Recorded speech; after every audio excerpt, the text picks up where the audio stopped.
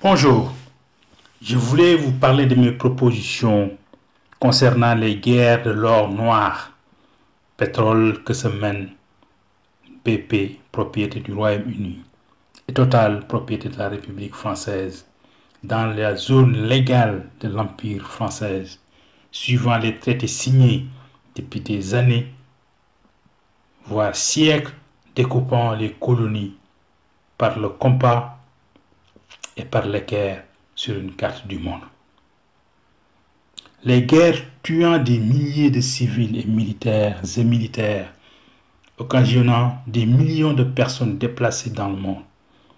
ont repris ces dernières années pour redéfinir les cartes de l'or noir, qui est un bien commun de l'humanité, à répartir entre le pays du pétrole, du puits, le continent du puits et l'international du puits, donc tous les pays. Seulement, il y a des pays plus froids que d'autres, et le Royaume-Uni, avec ses colonies, en fait partie. Et pourtant, dans son sein se trouve un volcan très actif, en ébullition, dégageant beaucoup de poussière, de cendres et de pierres chaudes, couvrant les cieux, empêchant les avions de décoller. Cette chaleur gratuite du volcan pourrait chauffer tous nos besoins en eau chaude et chauffage, avec une installation réalisée avec des échangeurs thermiques par un matériau avec une conductivité thermique coefficient lambda en watts par mètre et par Kelvin, très élevé,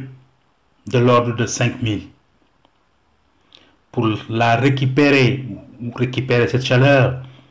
pour la distribuer en empruntant les eaux des océans et des mers, pour alimenter tous les pays du monde sans exception et sans combustion de carbone, donc pas de gaz à effet de serre, dioxyde de carbone. Mais également s'y trouvent les eaux froides de l'Arctique dans le nord et l'Antarctique dans le sud, avec les deux colonies, l'Afrique du Sud et l'Australie. Ces eaux froides pourraient être récupérées par une installation également avec des échangeurs thermiques ou échanges thermiques acheminés par des canalisations réalisées par un matériau avec une conductivité thermique coefficient lambda en watts par mètre carré et Kelvin très élevé, de l'ordre de 5000, pour nos congélateurs, réfrigérateurs, frigos, pompes à chaleur, climatisateurs. Ce froid naturel nous épargnera des fluides frigorigènes 15 000 fois minimum plus dangereux que le dioxyde de carbone. CO2. La couche d'ozone réparée nous sauvera des réchauffements climatiques, donc des températures